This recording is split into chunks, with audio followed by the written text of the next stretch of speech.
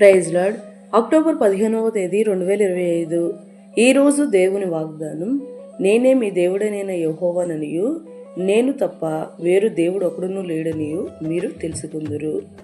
యోవేలు గ్రంథం 2వ అధ్యాయం 27వ వచనం.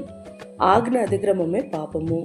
యేసయ్య ఆజ్ఞలలో నిజ దేవుడైన యెహోవా దేవునిని మాత్రమే ఆరాధింపవలెనని ఉన్నది.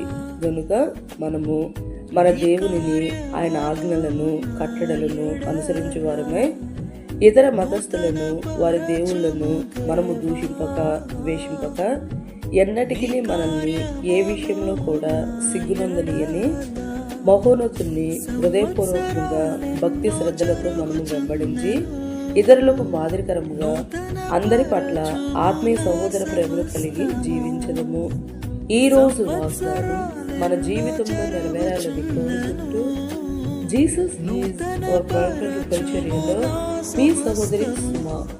ఆమేన్. God bless you all. సమస్తం నూతనమగును, నీలో ఉత్సహించుచు